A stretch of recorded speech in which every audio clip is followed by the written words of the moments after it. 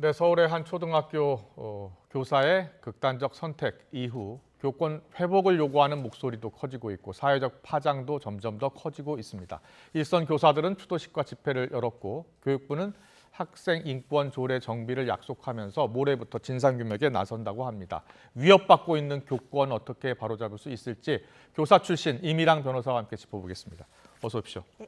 안녕하세요, 변호사님. 안녕하세요. 변호사님은 교직 생활 하시다가 변호사 되셨다면서요? 네, 맞습니다. 네, 그럼 친구분들도 교직 생활 하고 계신 분들 많으실 거고요. 네. 이번 사건을 보시면서 남다른 생각을 가지고 계실 것 같아요. 어떻게 보고 계세요? 사실 참 너무 속상하고 참담한 신경인 게 예. 사회 초년생의 선생님께서 어떤 기관으로부터도 보호를 받지 못하고 그렇게 극단적인 선택을 할 수밖에 없었다는 게 정말 너무 속상하고요. 예. 더 나아가서 사실 그런 일이 그 고인이 된 선생님한테만 발생한 일이 아니라 지금 이 순간에도 전국 교사들이 겪고 있는 사실이라는 점이 더 정말 안타까운 사실입니다. 네.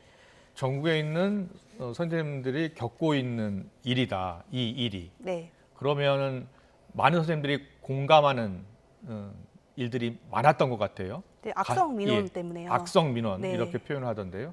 자, 악성 민원이라는 게 좀 더 구체적으로 설명해 주세요. 어떤 악성 민원이 있었습니까? 보통? 정당한 민원이 아니라 교사의 의무도 아니고 교사가 할 수 있는 것도 아닌데 요구하시는 사례들이 참 많거든요. 어떤 거가 있죠? 뭐 우리 아이만 따로 챙겨달라거나 하는 그런 유의 것인데 예를 들면 우리 아이가 뭐 오늘 뭐 배탈이 났으니까 따로 선생님께서 뭐 죽 같은 걸 사서 주시라라고 한다거나 네, 뭐 아니면 우리 아이가 다른 아이랑 싸웠는데 그 다른 아이가 이 학교 학생이 아니에요. 다른 학교 학생인데 찾아와서 혼내주시라, 뭐거나 그런 것들 민원이 다 제기되고 있습니다. 그러네요. 저희가 그래픽으로 정리를 했는데 그런데 음료수 많이 먹으면 살찐다라는 언급을 하면 아동 학대라면서 사과를 요구한다는 내용이 있네요. 음료수 많이 먹으면 안 좋다. 상식 아닙니까? 근데 뭐 아마 그런 상황이었을 거예요. 그 아이는 조금 통통했겠죠. 그런데 그 아이한테 뭐 이제 살 이런 걸 운운한 것이 아이가 정서적으로 상처받을 수 있다. 뭐 이런 주장이 아니었을까 싶습니다. 예, 저기 팔 다친 학생이 장난쳐서 상태 악화하니까 앉아라. 이런 지시가 정서적 아동 학대라고요? 뭐 참 동의할 수가 없어서 뭐라고 말씀드릴 게 저게 아닌데. 실제 사례입니까? 네, 저 선생님들께서 지금 다 사례를 수집하고 계신 거거든요. 네, 실제 사례입니다. 이번에 서울에 있는 한 초등학교 교사, 20대 교사더라고요. 학교 선생님이 되신 지는 이제 1년 반 되신 분이었는데 진상 규명을 유족들이 요구하고 있잖아요. 네. 지금까지 어떤 내용들이 확인되고 있는 겁니까? 지금까지 이제 서울교사노조에서 주로 이제 선생님들의 제보를 받고 민원을 수집하신 걸로 알고 있는데요. 확인된 사실에 의하면 고인이 되신 선생님 반에서 어떤 학생이 다른 학생의 이마를 연필로 긋는 사건이 있었고 그 사건 이후에 가해자 측인지 피해자 측인지는 모르겠지만 학부모님들께서 공개되지 않은 교사의 전화번호를 어떻게 알아내셔서 수십 통의 전화를 하셨다고 합니다. 그리고 교무실에 찾아와서는 당신 교사 자격이 없다는 식으로 좀 모욕적인 언사를 하셨던 것으로 전해지고 있습니다. 이건 물론 서울 교사 노조에서 자체 조사한 거기 때문에 공식적으로 확인된 조사는 아니라는 점 말씀드리고요. 고인 일기장에는 업무 스트레스에 대한 글이 좀 있었다고 하는데 학교장이 또 입장문을 냈더라고요. 입장문은 조금 고인이 되신 선생님에 대한 이야기는 많지 않았던 것 같아요. 사실 그 입장문은 저도 차라리 내지 않았으면 어떨까 싶을 정도로 좀 구멍이 많은 입장문이었다고 보여져요. 자, 입장문 잠깐 보시겠습니다. 고인의 담임 학년은 희망대로 배정된 겁니다. 고인의 담당은 학교폭력이 아닌 나이스 권한 관리 업무였습니다. 해당 학급에서는 올해 학교폭력 신고 사안이 없었습니다라고는 입장을 냈습니다. 자, 어떤 입장이 나왔어야 된다고 보세요? 사실 저게 온라인상에서 지금 뭐 선생님들께서 여러 가지 사망 원인을 추측하고 있던 그런 사안들에 대해서 일부만 소명을 하신 거거든요. 그러니까 결국에는 그 일부 소명하지 않은 다른 거는 또 사실이라는 그런 가능성도 있는 것이고 또 저 소명 자체도 좀 말이 안 되는 게 예를 들면 뭐 선생님들은 담임 학년을 희망을 할 때요. 1지망부터 뭐 6지망까지 쓰신단 말이에요. 그러면 1학년에 어느 순간에 지망에는 있을 수 있었겠죠. 그것만 가지고 설마 희망이라고 하셨다면 그건 정말 조금 말이 안 되는 해명인 것이고요. 또 학교폭력 같은 것도 학교폭력 신고 사안이 없었다고 했지만 아까 말씀드린 것처럼 분명히 이마 그은 거 그 학교폭력 사안이잖아요. 정식 절차로 신고가 안 됐다고 해서 저렇게 해명을 하시면 사실 좀 사실을 호도하시는 게 아닌가 하는 그런 의문이 듭니다. 잠시 뒤에 이제 관련해서 선생님들의 고충을 좀 더 이야기할 예정인데요. 그에 앞서서 서울의 초등학교, 다른 초등학교에서는 학생이 교사를 폭행하는 사건이 있었습니다. 시청자 여러분들도 알고 계실 것 같은데 전치 3주 진단을 받으셨다고요? 네, 맞습니다. 그 가해 학생 같은 경우에는 6학년 남학생이 조금 덩치도 크고 뭐 한 7, 80kg에 나간다고 해요. 그래서 그 학생이 이제 선생님을 뭐 바닥에 밀치고 또 마구잡이로 폭행을 하는 바람에 전치 3주에까지 이르셨고 더 놀라운 것은 그 폭행이 처음이 아니었다고 합니다. 그렇군요. 그러면 그 학생에 대해서는 지금 전학 조치가 내려졌다고 하더라고요. 네, 그게 가장 그 학생이 내릴 수 있는 가장 큰 징계입니까? 네, 의무교육 과정 중에 있는 초등학교, 중학교의 경우에는 학생을 퇴학시킬 수가 없기 때문에 아무리 심한 행위를 한다고 하더라도 전학 조치가 내릴 수 있는 가장 높은 수위의 징계 처분입니다. 네, 그렇군요. 그런데 지금 동료 교사들이요 탄원서 제출했고 교육청에 해당 학생을 고발해달라고 요청했다고 하더라고요. 네. 네, 고발을 하면 뭐가 달라지는 겁니까? 이제 고발을 형사적인 처벌을 말씀하시는 거거든요. 형사 처벌을 받게 해주라. 네. 그럼 이제 근데 형사 미성년자긴 해서 또 아예 처벌을 안 받는 건 아니고요. 만 10세 이상이기 때문에 소년 재판을 받고 소년 보호 처분을 받게 될 가능성은 충분히 있습니다. 예. 그런데요, 이 교사분들의 여러 하소연 이야기 들어보니까 교사님들이 만약에 법적 분쟁으로 가게 되면 개인 스스로 변호사도 구해야 하고 그리고 법적 분쟁이 시작이 되면 불이익을 받는다고 하더라고요. 맞습니까? 네, 사실 원래 법적으로는 수사가 개시됐다는 이유만으로 직위해제를 할 수 없습니다. 굉장히 중대한 혐의여야 되고 중징계를 받을 만한 중대한 혐의여야 하고 정상적인 공무수행이 불가능할 정도여야 직위해제를 할 수 있는 요건이 있는데도 불구하고 아동학대로 수사가 개시되면 교육청들이 선제적으로 그냥 직위해제를 해버리는 경우들이 참 많습니다. 아, 그렇습니까? 네. 그러면은 선생님 입장에서 직위해제 그런 징계를 받으면서까지 법적 분쟁으로 갈 수밖에 없는 그런 상황이라는 겁니까? 네, 거기에 이제 형사적으로는 또 변호인을 또 개인적으로 선임하셔야 하고 긴 절차가 끝나서 무혐의나 무죄를 받는다고 해도 뭐 돌아오는 것은 없죠. 그렇군요. 소송이 붙었을 때 이제 변호사이시니까 선생님이 이제 소송 학생하고 어떤 관계가 악화되면서 이제 소송으로 가게 되면 그 대부분의 그 아이의 학생의 학부모들은 이게 아동 학대다라는 주장을 많이 한다면서요? 네, 그러니까 학생이 먼저 선생님께 어떠한 가해 행위를 해서 이제 형사 고소가 되거나 하면 선생님도 문제가 있었다라는 거 이렇게 짚고 넘어지는 겁니다. 2014년부터 시행된 아동학대 방지 특별법 그 내용이 어떤 내용이었습니까?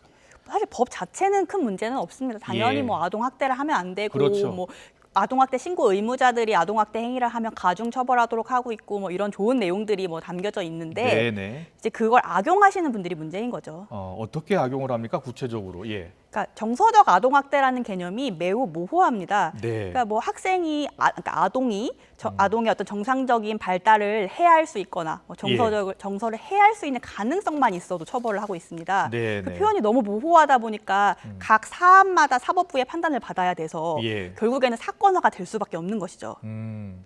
그 조언을 해주실 때 선생님이 만약에 학생하고 어떤 다툼이 있을 때 그냥 맞는 게 좋다. 소리 지르면 안 된다. 또 도망가야 한다. 뭐 이런 조언을 해주신다고 들었어요. 맞습니까? 네, 저도 처음부터 그렇게 조언을 해드린 건 아니었는데 그런 교권 침해 상황에서 반격을 하시다가 역으로 아동학대를 신고되는 선생님들을 몇 번 보고 나니까 아예 원천적으로 그런 가능성을 차단하지 않으면 선생님이 더 힘들어지신다. 그러니까 반격을 섣불리 하지 마시라 이렇게 조언을 드리고 있습니다. 학생이 욕설을 한다거나 이럴 때 욕하지 마라고 소리 지르면 안 되는 겁니까? 왜냐하면 또 그 소리 질러서 정서적으로 충격을 받았다 이렇게 주장을 할 수 있기 때문에 그냥 가만히 뭐 기록을 하시던지 뭐 신고를 하시던지 해야지 대응을 즉각 하지 마시라고 권해드립니다. 학생의 인권 상당히 중요하죠. 그래서 하지만 선생님의 인권도 또 중요하지 않습니까? 그런데 아동학대법을 그래서 보완할 때 교사가 좀 적절한 방어권을 가져야 되는 건 아니냐, 교육적인 관점에서 생활 지도하는 측면에서 이런 주장도 있는데 맞습니까? 네, 맞습니다. 당연히 뭐 아동 인권 너무 중요하고 예. 뭐 아동 학대하면 안 되죠. 선생님들 아동 학대를 당연히 하시겠다는 게 아니라 예, 예. 정당한 교육 활동, 정당한 훈육조차도 신고가 되고 있으니 예. 이제 적어도 그런 것들은 아동 학대로 인한 어떤 소송까지는 가지 않게 보호해 줘야 되는 것이 아니냐 이런 목소리가 높아지고 있는 것입니다. 예. 저희가 이제 그래픽을 좀 준비했는데 누구에게 교권 침해를 가장 많이 당했을까요? 라고 보니까 학부모에게 교권 침해를 당하는 경우가 많다 이렇게 나오더라고요. 46%예요. 학부모에게 어떤 교권 침해를 가장 많이 받는 겁니까? 앞서 말씀하신 악성 민원 외에 어떤 것들이 있을까요? 그러니까 그런 악성 민원 자체가 많이 발생할 수밖에 없는 게 이제 교사가 예. 다른 공무원들과는 달리 민원인인 학부모와 매우 밀접한 관계를 가지고 예. 계속해서 연락을 주고받는 관계에 있기 때문에 갈등이 많이 생길 수밖에 없고요. 그렇죠. 네, 그런 악성 민원 말고도 요새는 학교로 찾아와서 선생님께 고성을 지르거나 욕설을 하거나 뭐 기물을 파손하거나 그런 분들이 되게 많고 예. 그런 분들도 부모님뿐만 아니라 무슨 조부모님, 이모, 고모, 가족 단위까지 되게 확장이 되고 있거든요. 자녀가 너무 소중하다 보니까 뭐 조카 사랑도 있으시고 예, 그래서 예. 그런 어떤 학부모로 인한 교권 침해가 상당히 늘고 있습니다. 그렇군요. 학생 학부모에게 폭행당한 교사 수도 계속 증가하고 있네요. 네, 맞습니다. 사실 이 지금 교육부 통계는 그 신고가 돼서 처리된 건수만 신고 건수만 저 정도라는 네. 겁니까? 2022년 361명이네요. 네. 예. 근데 제 의뢰인 선생님들 중에서는 신고 안 하신 분들도 많거든요. 왜요? 왜 신고 안 하는 거예요? 여러 가지 이유가 있지만 신고를 해서 절차가 개시되면 또 아동학대로 역신고가 될까 봐 두려우시거나 예. 또는 뭐 학교 다른 선생님들, 교장 선생님들께 부담을 드리는 게 죄송해서 네. 또는 뭐 그냥 학생을 위해서 학생을 징계하는 게 미안해서 몇 갖가지 요인이 있습니다. 네. 네, 지금 교권이 얼마나 침해받고 있는지 그 상황을 지금 전해드렸는데 이제 대안 해법을 좀 찾아보겠습니다. 우선 가장 시급한 조치 어떤 조치를 가장 교사 선생님들은 원하고 계십니까? 민원을 직접 받지 않는 것입니다. 민원을 직접 받지 않는다. 네. 그러니까 민원 학부모가 창구를- 직접 전화하거나 부탁하지 못하게 해야 된다. 네, 일반적으로 다른 행정기관들을 생각해 보시면 뭐 예. 국민신문고 등의 민원 창구를 통해서 민원을 접수하면 그렇죠. 며칠 후에 공식적인 답변이 가거든요. 예, 예. 그런데 학교는 교사 개인에게 다이렉트로 원하는 아. 걸 요구하다 보니까 예, 예. 그리고 그게 밤낮이 없고 주말이 없어요. 선생님들께서 너무 스트레스를 많이 받으십니다. 그렇군요. 학생의 학부모들이 어떻게 알았는지 교사의 전화번호를 알고 네. 계속 전화를 한다는 겁니까? 네, 뭐 SNS로 뭐 다이렉트 메시지를 보내기도 하고 예. 참 다양한 방법으로 접근을 하시거든요. 예, 예. 그래서 뭐 새벽에 갑자기 우리 아이가 아파요. 띡 이런 메시지가 오는데 그럼 어떻게 하라는 건지 네. 뭐 그런 메시지가 막 옵니다. 그렇다면은 직접 받지 않게 하려면 그것만 전담하는 교사 선생님이 필요하겠네요. 네, 그렇게 하셔도 되고 아니면 예. 학교 뭐 행정적인 어떤 인력을 충원하셔서 민원을 네. 접수하고 해결하는 절차를 만드셔도 되고 예. 아니면 공식적으로 뭐 온라인으로 민원을 받는 창구를 만드셔도 되고 예, 예. 그 방식은 다양하지만 아무튼 직접 민원만큼은 좀 피해 주시라 하는 겁니다. 그게 첫 번째고요. 네. 두 번째는 어떤 게 있겠습니까? 그것도 이게 좀 어려운 문제이긴 한데요. 네. 아동학대 관련해서 조금 수사기관이나 사법부도 입장을 좀 더 한 번 더 생각을 해주셨으면 좋겠습니다. 좀 더 구체적으로요. 예. 그러니까 너무 쉽게, 너무 이론적으로 아동학대를 인정하시는 겁니다. 아동학대를 너무 쉽게 인정을 네, 해준다. 네. 법원에서 정말 별게 아닌데도. 그리고 경찰 네. 그리고 검찰 예. 그러니까 뭐 진짜 욕설을 하거나 그런 게 아니라 아이가 뭐 무서웠다거나 아이가 뭐 두려웠다거나 이런 네. 감정들로만 인해서 인정을 해버리시는 경우가 있어서 네. 그게 근데 그분들도 그게 사소한 거라는 건 알아서 또 예. 형벌을 내리시진 않고 아동 보호 사건이라는 걸 처리하시는 경우가 많습니다. 근데 뭐 그렇게 약한 처분이라고 하더라도 선생님 개인한테는 엄청난 불이익이기 때문에 예. 다시 한번 그런 것들에 대한 어떤 고민이 필요하지 않을까 싶습니다. 네, 아동학대법을 적용할 때 그렇죠. 네. 정상 참작 특히 교사의 입장을 좀 이해해 줬으면 좋겠다는 그런 방안을 제시해 주셨고 세 번째로 또 뭐가 있을까요? 그 다음에는 이제 뭐 좀 정책적인 거긴 할 텐데 예. 교사의 아동 지도권이라든지 훈육권을 조금 더 명확하게 가이드라인을 제시해서 아동학대에 대한 분쟁을 미연에 방지해 주셨으면 좋겠습니다. 예. 네, 지금은 선생님이 그냥 훈육을 할 수 있다, 아동을 지도할 수 있다라는 것까지만 규정이 되어 있지 네. 정확히 뭐 어디까지 할 수 있다는 게 없기 때문에 또다시 고소를 당하시는 거거든요. 그렇군요. 그러니까 아이가 이런 문제 행동을 하면 학교에서 이러이러한 절차로 해결한다라는 걸 명확한 가이드라인을 구체적으로 명시를 해야 한다. 네. 예. 알겠습니다. 그런데 이번에 안타깝게 목숨을 끊은 극단적 선택을 한 교사 선생님 그 학교가요? 네. 학생들의 부모가 법조인이 많다고 하더라고요. 지역 특성상 그럴 수 있을 것 같습니다. 뭐 다 알려진 사실이니까 서초동 근처의 네, 학교죠. 네, 네, 예. 네. 그 학부모들이 변호사면은 요구하는 게 더 많습니까? 그러니까 조금 다른 부류의 민원일 것 같긴 해요. 좀 더 압박감도 심하실 것 같고요. 선생님들이 예. 법을 들먹이시거나 직업을 들먹이시면 굉장히 부담감이 심하잖아요. 근데 그건 또 갑질 아닙니까? 겁질이죠. 예. 근데 사실 그게 또 특이한 게 예. 그런 지역 학교만 민원이 있는 것도 아니에요. 예. 그러니까 학군에 따라서 민원의 차이가 있는 것뿐이지 예. 학군지가 아닌 지역도 민원이 정말 많거든요. 아. 그러니까 또 다른 민원의 어떤 양상일 뿐 꼭 그렇게 뭐 그런 법조인이 많은 네. 지역이라고 해서 민원이 많은 건 또 아닙니다. 예. 자, 선생님이 스스로 방어할 수 있는 지금 장치가 없다는 거 아닙니까? 네, 사후적으로 징계할 수 있을 뿐이죠. 예. 그러면 학교 차원 그리고 교육청 차원에서 교사 선생님을 전담으로 보호해주는 변호사라든지 그런 법률적인 담당하는 그런 분들도 좀 필요하지 않을까요? 그렇게 있으면 너무 좋죠. 근데 예, 뭐 예. 이제 아시다시피 학교나 교육청이 예산 문제가 항상 있기 때문에 예. 그런 것이 현실화될 수 있을지는 좀 의문입니다. 예. 자, 지금 이번에 안타깝게 목숨을 끊은 초등학교 교사 이 사건 이후 이제 우리 사회가 관심을 갖기 시작한 것 같아요. 그렇죠? 네. 하지만 이 문제가 오래 쌓였던 문제 아니겠습니까? 네, 지난 10여 년간 계속해서 고질적으로 발생했던 문제들인데 네. 사실 정말 안타까운 죽음으로 인해서 예. 사회적인 관심을 받고 있는 것입니다. 네, 그래서 이게 단순히 교권 붕괴 차원을 넘어서 우리나라 공교육의 붕괴가 아니냐. 그리고 학생, 학부모, 교사가 함께 이 문제를 심각하게 보고서 해법을 찾아야 되는 것 아니냐 이런 의견이 많더라고요. 네, 선량한 다른 학생들이 피해를 보고 예. 공교육의 질이 저하될 수 있기 때문입니다. 네, 알겠습니다. 여기까지 듣겠습니다. 지금까지 교사 출신이시죠? 임미랑 변호사와 함께 짚어봤습니다. 잘 들었습니다. 네, 감사합니다.